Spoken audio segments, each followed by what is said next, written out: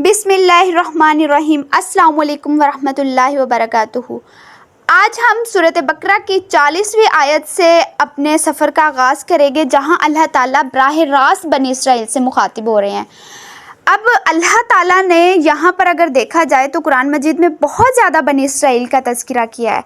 अब यहाँ पर ठहर कर हमें ख़ुद से ये सवाल करना है कि अल्लाह ताला ने बनी इसराइल का कुरान मजीद में इतना ज़्यादा तज़किरा क्यों किया है? क्या ये सिर्फ माजी की कुछ दास्तानें हैं? नहीं, बल्कि तारीख़ कोई कहानी नहीं है, बल्कि तारीख़ एक ऐसा आईना है जिसमें इंसान माजी की कौमों के चेहरे देखकर अपने हाल का चेहरा साफ़ करता है। हम बनी इसराइल की तारीख़ के आईने में ख़ुद को देखते हैं ताकि जो ठोकरें उन्होंने खाई हैं उनसे हमारी रूह बच सके।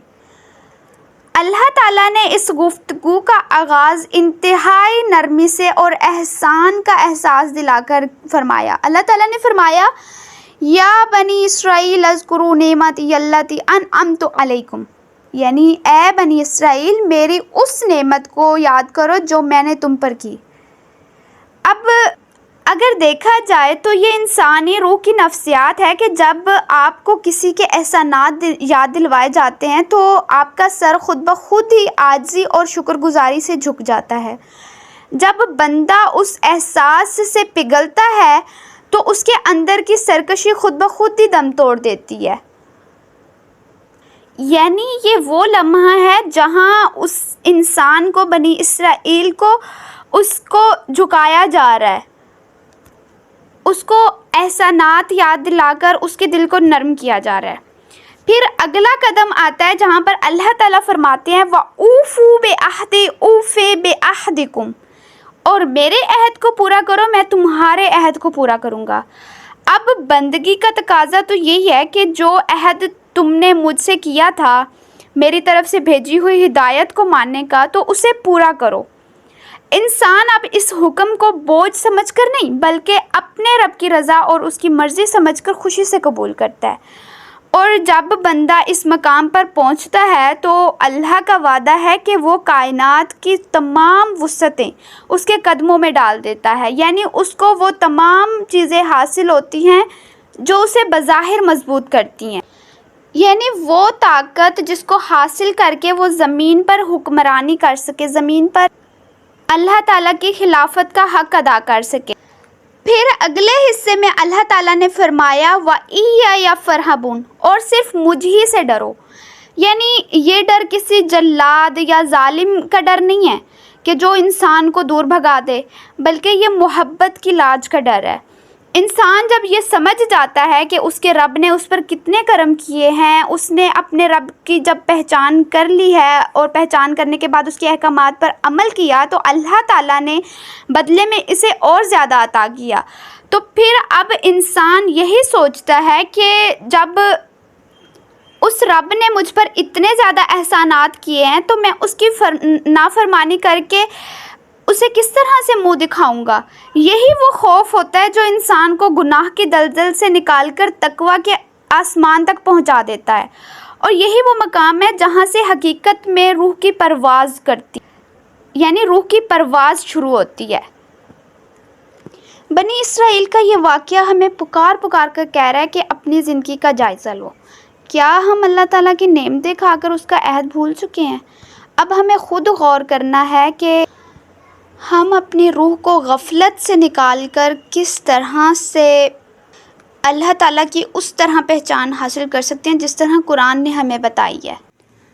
अगली आयत में अल्लाह ताला बनी इसराइल को अमली कदम उठाने का हुक्म देते हुए फरमाते हैं, व आमिनु बिमा अंज़लतु मुसद्दिक़न लिमा माअकुम, और ईमान लाओ उस पर जो मैंने नाजिल की, यानी क्या? कुरान मजीद, जो उससे पहले की तस्दीक करती है, जो तुम्हारे पास पहले से मौजूद है। वो क्या है? तौरात। अब इसका गहरा मफ़हूम ये है कि अल्लाह ताला की हिदायत और हक़ कभी नहीं बदलता। ऐसा नहीं था कि बनी इसराइल के लिए सच्चाई या जो हिदायत आई वो कुछ और थी और उम्मत मुहम्मदिया सल्लल्लाहु अलैहि वसल्लम के लिए कुछ और। दीन हमेशा एक ही रहा है। इसीलिए फरमाया कि ये कुरान मजीद कोई अजनबी चीज़ नहीं है, बल्कि ये उसी एक सच्चाई की तस्दीक है जिसे तुम अपनी किताबों के ज़रिए पहले से जानते हो। جب سچائی اتنی واضح ہو تو باطن کی آواز سن کر اسے فوراً تسلیم کر لینا چاہیے، نہ کہ منہ موڑ لینا چاہیے۔ اب پھر آگے اللہ تعالیٰ نے فرمایا وَلَا تَكُونُوا أَوَّلَ كَافِرٍ بِهِ، یعنی اور تم ہی سب سے پہلے اس کے منکر نہ بن جاؤ۔ علم جو ہوتا ہے وہ اپنے ساتھ بہت بڑی ذمہ داری لے کر آتا ہے۔ بنی اسرائیل کے پاس علم تھا اور وہ خود اس آخری کتاب کے منتظر تھے۔ اللہ تعالیٰ فرماتا ہے کہ جنہیں اپنے علم کی بنا پر سب سے پہلے آگے بڑھ کر اس نور کو گلے لگانا چاہیے تھا، اگر وہی اپنی ضد اور انا کی وجہ سے، اپنے دنیاوی مفاد کی وجہ سے سب سے پہلے اس کا انکار کرنے والے بن جائیں تو یہ ان کے علم اور روح کی سب سے بڑی مادی شکست ہوتی ہے۔ پھر اللہ تعالیٰ نے آگے شدید قسم کی وارننگ دیتے ہوئے فرمایا وَلَا تَشْتَرُوا بِآيَاتِي ثَمَنًا قَلِيلًا، اور میری آیات کو معمولی قیمت پر نہ بیچو۔ اب یہاں ایک تاریخی حکمت کو سمجھے۔ چونکہ بنی اسرائیل اس وقت قرآن پر ایمان نہیں لاتے تھے، اس لیے یہاں آیت کو بیچنے سے مراد ان کی اپنی کتاب یعنی تورات کی آیات تھی۔ یہ لوگ دنیا کے عارضی فائدوں اور اپنی مذہبی چودراہٹ کو بچانے کے لیے تورات کے اصل احکامات اور جو سچائی تھی اس کو چھپا دیتے تھے یا اس کو بدل دیتے تھے۔ اور یہی ہولناک مرض آج ہمارے معاشرے میں بھی نظر آتا ہے کہ جب لوگ اپنے دنیاوی فائدوں اور لوگوں کی واہ واہ سمیٹنے کے لیے قرآن کی آیات کو اللہ کی مرضی کے بجائے لوگوں کی پسند کے مطابق مروڑ کر بیان کرنے لگے تو وہ بھی اپنی روح کا اتنا سستا سودا کر رہے ہوتے ہیں کہ جس کی مثال کہیں نہ ملے۔ اور اسی لیے آیت کے آخر میں اللہ تعالیٰ نے اس کا واحد حل بتایا وَإِيَّیَ فَاتَّقُونِ، اور صرف مجھے سے ڈرو۔ انسان کا حق یعنی انسان حق کو صرف تبھی چھپاتا ہے جب اس کے دل میں دنیا کا خوف ہوتا ہے، لوگوں کے چھوٹ جانے کا ڈر ہوتا ہے یا مال اور عزت کے چلے جانے کا خوف ہوتا ہے۔ تو اللہ تعالیٰ نے اس خوف سے نجات کے لیے کیا فرمایا ہے کہ یہ دنیاوی خوف تو انتہائی حقیر ہے، اپنے دل کو ان تمام ڈروں سے پاک کر کے صرف میرا خوف پیدا کرو، کیونکہ جب دل میں اللہ تعالیٰ کا سچا خوف بیٹھ جاتا ہے تو انسان دنیا کے ہر چھوٹے بڑے ڈر سے آزاد ہو جاتا ہے، اور یہی وہ بے خوفی کا مقام ہوتا ہے کہ جہاں سے انسان پھر بے خوف ہو کر بلندیوں پر چڑھنا شروع ہو جاتا ہے۔ اب اگلی آیت نمبر 42 میں اللہ تعالیٰ اس تاریخی مجرمانہ رویے کی جڑ کو کھولتے ہیں جس کے ذریعے سے یہ گھنونا کھیل کھیلا جاتا تھا۔ اللہ تعالیٰ فرماتے ہیں وَلَا تَلْبِسُوا الْحَقَّ بِالْبَاطِلِ وَتَكْتُمُوا الْحَقَّ وَأَنْتُمْ تَعْلَمُونَ، اور حق کے ساتھ باطل کو نہ ملاؤ اور نہ ہی جانتے بوجھتے ہوئے حق کو چھپاؤ۔ اب یہاں حق کو مسخ کرنے اور انسانیت کو گمراہ کرنے کے دو بڑے تاریخی ہتھیار بتائے گئے ہیں جنہیں بنی اسرائیل نے استعمال کیا اور جن کے کینوس پر آج بھی پوری دنیا کی تقدیریں بدلی جا رہی ہیں۔ سب سے پہلا کیا، اور وہ جو سچ تھا اس کے اندر جھوٹ کو اس طرح ملا دیتے تھے کہ عام انسان کے لیے سچ اور جھوٹ کی سرحدیں ہی ختم ہو جاتی تھی۔ وہ تورات کے سچے احکامات کے ساتھ اپنی خود ساختہ جو باطل مفروضے ہوتے تھے ان کو ملا کر کہتے تھے کہ یہ بھی خدا ہی کا قانون ہے۔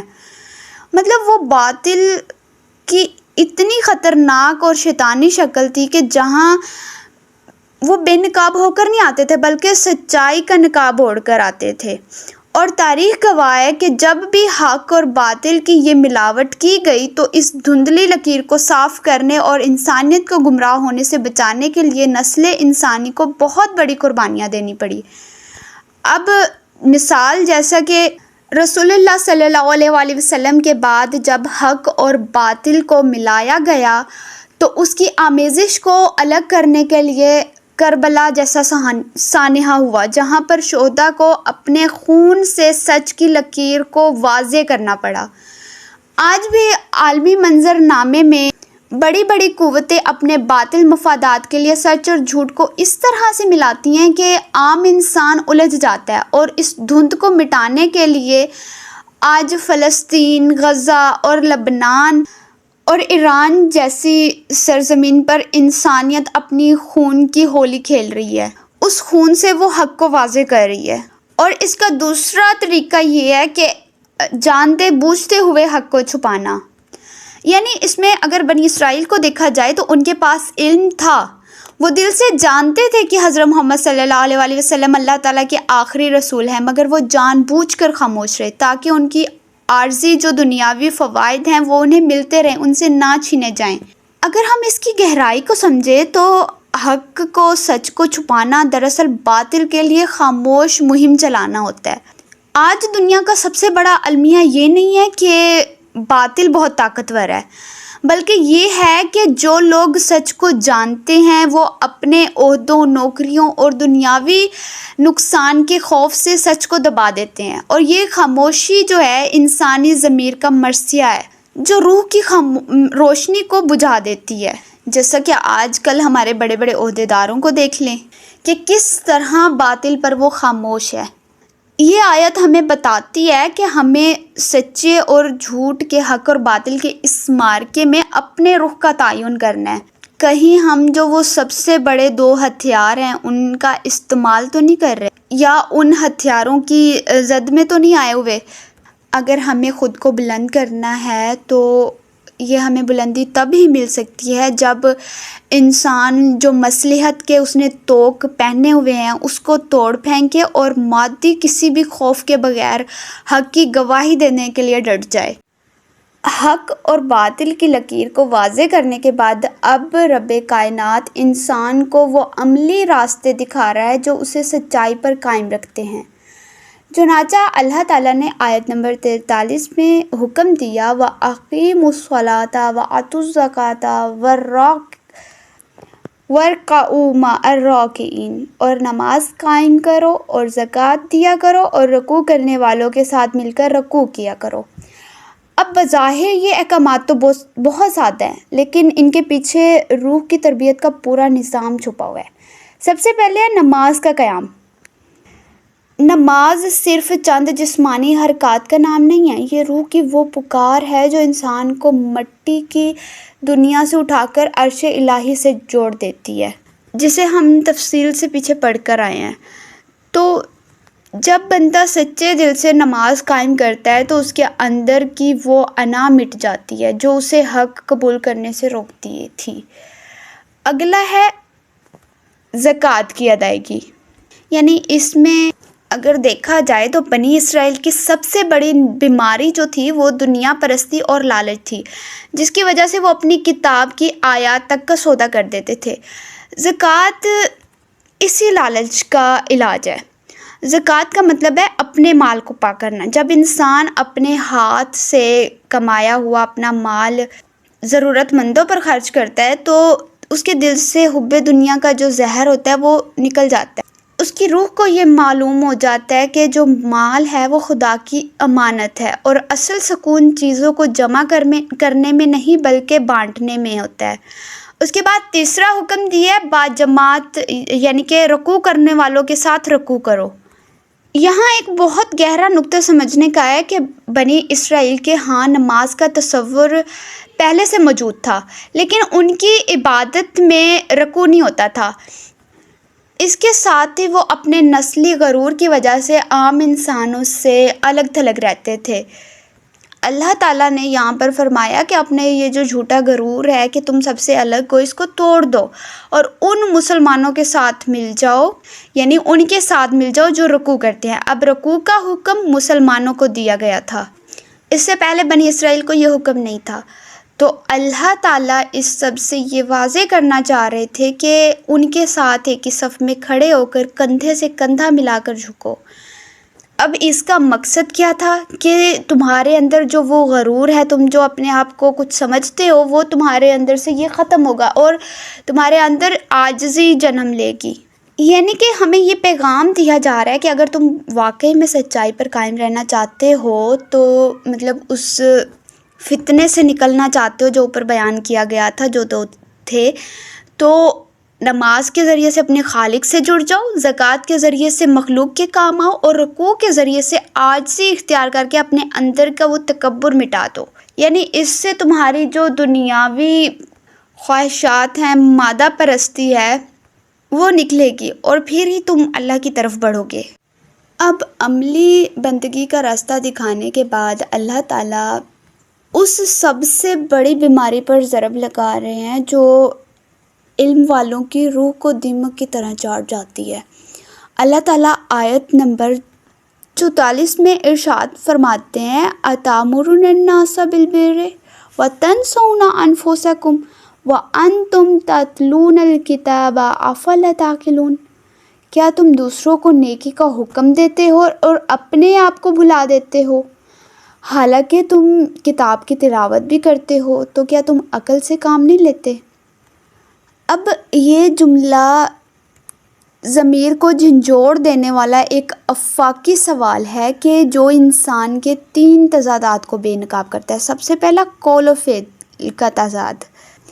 اب بنی اسرائیل کے جو علماء تھے وہ مصلحین تھے، وہ لوگوں کو تو تلقین کرتے تھے احکامات پر عمل کرنے کی، جب اپنے عمل کی باری آتی تو اپنے مفادات کے پیچھے پڑ جاتے۔ یاد رکھیں، جب علم باطن میں نہیں اترتا نا تو وہ صرف ایک فنکارانہ زبان بن جاتا ہے۔ ایسا علم دوسروں کے لیے تو نصیحت کا کام کرتا ہے مگر انسان کے اپنے لیے محض بے جان الفاظ ہوتے ہیں۔ یہ ایک ایسی ہولناک دلدل ہے جہاں انسان دوسروں کو تو کنارے پر کھڑا ہو کر بچنے کی تلقین کرتا ہے لیکن خود اسی دلدل میں دھنستا چلا جاتا ہے۔ اور پھر دوسرا بتایا کہ جیسا کہ کہا ہے، حالانکہ تم قرآن کی تلاوت کرتے ہو، یعنی کہ قرآن کی تلاوت بھی کرتے ہو لیکن بے حس بھی ہو۔ یہ اس جرم کو مزید سنگین بنا دیتا ہے، یعنی تم جاہل نہیں ہو، تمہارے ہاتھوں میں خدا کا دیا ہوا کلام ہے، تم صبح و شام اس کو پڑھتے ہو اور اس کے سچ ہونے پر تمہارا دعویٰ بھی ہے، لیکن افسوس تلاوت جو ہے تمہاری زبانوں سے نیچے ہی نہیں اترتی، یعنی تمہاری روحوں تک ہی نہیں اترتی۔ جب انسان الہی کتاب کو محض دہرانے کے لیے پڑھے اور اس کا نور اپنے اندر جذب نہ کرے تو وہ کلام الہی کا سب سے بڑا قاری تو بن سکتا ہے مگر اس کا سچا پیروکار نہیں بن پاتا۔ پھر تیسرا نقطہ کہ جس میں قرآن اس تضاد پر سوال اٹھاتا ہے کہ کیا تم عقل نہیں رکھتے؟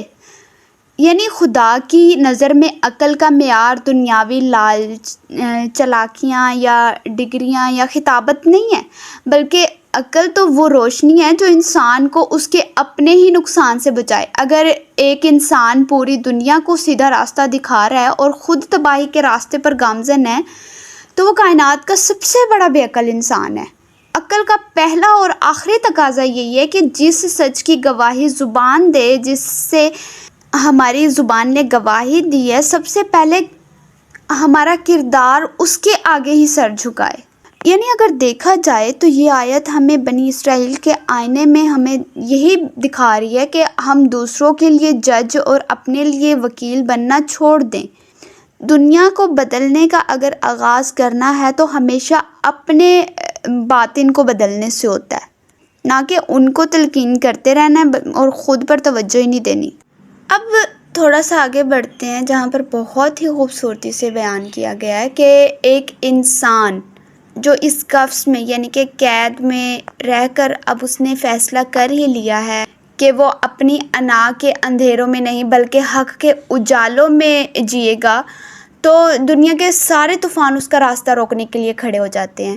سچائی کی قیمت ہمیشہ بہت بڑی ہوتی ہے، اور اس راہ پر چلتے ہوئے جب انسان کا وجود اندر سے ٹوٹنے لگے تو رب کائنات نے اسے تنہا نہیں چھوڑا بلکہ اس کی مدد کے لیے اس کے سہارے کے لیے اسے باطنی قوتوں کا بھی بتا دیا۔ اللہ تعالیٰ فرماتا ہے وَاسْتَعِینُوا بِالصَّبْرِ، اور مدد طلب کرو صبر سے، والصلاۃ اور نماز سے، وَإِنَّهَا لَكَبِیرَةٌ، اور بے شک یہ بڑی چیز ہیں، مطلب بہت بھاری ہے، الا مگر علی الخاشعین، خاشیت والوں کے لیے نہیں۔ یعنی اس آیت میں اللہ تعالیٰ نے انسان کی روح کو بلندی تک پہنچانے کا پورا نظام چھپا کر رکھا ہے۔ سب سے پہلے صبر کو دیکھتے ہیں۔ یہ اس دنیا کی سب سے بڑی سچائی ہے کہ صبر کسی مجبوری کا نام نہیں ہے۔ صبر کا مطلب یہ نہیں ہے کہ آپ حالات کے آگے بے بس ہو کر آنسو بہائیں، بلکہ صبر تو اللہ پر اس کامل اور اٹوٹ یقین کا نام ہے جو جو درد اس وقت انسان کو گھیرے ہوئے ہوتے ہیں تو اسے اس بات کا یقین ہوتا ہے کہ اس کے پیچھے میرے رب کی کوئی بہت بڑی اور خوبصورت حکمت پوشیدہ ہے جو مجھے عام مٹی سے اٹھا کر بلندیوں کا مسافر بنانا چاہتی ہے۔ جب انسان کے اندر یہ معرفت بیدار ہوتی ہے تو وہ دنیا کی ہر مصلحت پسندی کو اپنے پاؤں کے تلے رون دیتا ہے، پھر چاہے پوری دنیا بھی اس کے خلاف کھڑی ہو جائے، وہ اکیلا چٹان بن کر حق پر ڈٹا رہتا ہے۔ اب دوسری چیز ہے نماز۔ جب اس طویل سفر میں انسان کا جسمانی وجود تھکنے لگتا ہے تو اللہ تعالیٰ اسے نماز کا مصلح عطا کرتے ہیں۔ بظاہر دیکھا جائے تو نماز چند جسمانی حرکات کا نام ہے جس میں انسان کا وقت اور توانائی لگتی ہے، اس لیے قرآن کہتا ہے کہ یہ ایک بوجھ ہے، یعنی یہ بھاری ہے، مگر صرف کن لوگوں پر؟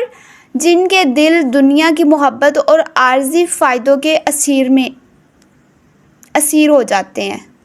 لیکن یہ نماز ان لوگوں پر ذرا برابر بھی بھاری نہیں ہوتی جن کے دلوں میں خشوع آ جائے۔ اب خشوع کیا ہے؟ اس کو اگر گہرائی سے سمجھیں تو یہ دل کی اس بے خودی کا نام ہے جہاں انسان اس دنیا کے مالک کے سامنے کھڑا ہو کر اپنے وجود کو کچھ بھی نہ سمجھے، نہ صرف اپنے وجود بلکہ اس کے سامنے اس کو اس کی زندگی کی جو بڑی سی بڑی مشکلات ہیں، دکھ ہیں اور تکالیف ہیں، اسے وہ اللہ کی عظمت کے سامنے بالکل معمولی یا نہ ہونے کے برابر سمجھے۔ جب انسان اپنے سارے خدشات کو مٹا کر اس خشوع کے ساتھ سجدے میں گرتا ہے تو وہ نماز بوجھ نہیں رہتی، بلکہ اسے دنیا کی تمام الجھنوں اور تھکاوٹوں سے آزاد کر کے رب کے قریب کی معراج پر پہنچا دیتی ہے۔ اب اس میں تیسری چیز سوال ہی خود پیدا ہوتا ہے کہ اب کہ ایک انسان وہ خوشی خوشی اتنے دکھ جھیلنے اور کٹ جانے کے باوجود بھی حق کو نہ چھوڑنے کی وہ طاقت کہاں سے لاتا ہے؟ تو اللہ تعالیٰ نے آگے خود ہی اس کا راز کھول دیا کہ اللہ تعالیٰ فرماتے ہیں الذین یظنون انہم ملاقو ربہم وانہم الیہ راجعون، یعنی اب فرماتے ہیں یہ وہ لوگ ہیں جو یقین رکھتے ہیں کہ اپنے رب سے ملنے والے ہیں اور اسی کی طرف لوٹ کر جانے والے ہیں۔ یہ وہ سچا یقین ہوتا ہے جو ان کے دلوں کو معلوم ہوتا ہے کہ اگر ہم حق پر ڈٹے رہے تو ہم اپنے رب کو پا لیں گے، اور ہماری اصل حقیقت تو یہی ہے کہ اس کے پاس بہت اچھے طریقے سے ہمیں لوٹ کر جانا ہے۔ مطلب لوٹ کر تو جانا ہے تو کتنا ہی اچھا ہوگا کہ ہم اچھے طریقے سے لوٹ کر جائیں۔ اب اس یقین ملاقات کی اگر سب سے بڑی اور لازوال مثال کو دیکھا جائے تو وہ کربلا کی ہے، جب وقت کے فرعون یعنی یزید نے دربار میں طنزیہ انداز میں حضرت بی بی زینب سلام اللہ علیہا سے پوچھا کہ تم نے اپنے گھر والوں کو یوں قتل ہوتے ہوئے دیکھا، تمہیں کیسا لگا، تم نے اسے کیسا پایا؟ تو آپ نے معرفت کا وہ سمندر بہا دیا جو رہتی دنیا کے لوگوں تک کے منہ پر تماچا ہے کہ آپ نے فرمایا ما رأیت الا جمیلا، نہیں دیکھا میں نے کچھ مگر خوبصورتی کو، یعنی میں نے کربلا میں اللہ تعالیٰ کی طرف سے سوائے خوبصورتی کے کچھ دیکھا ہی نہیں۔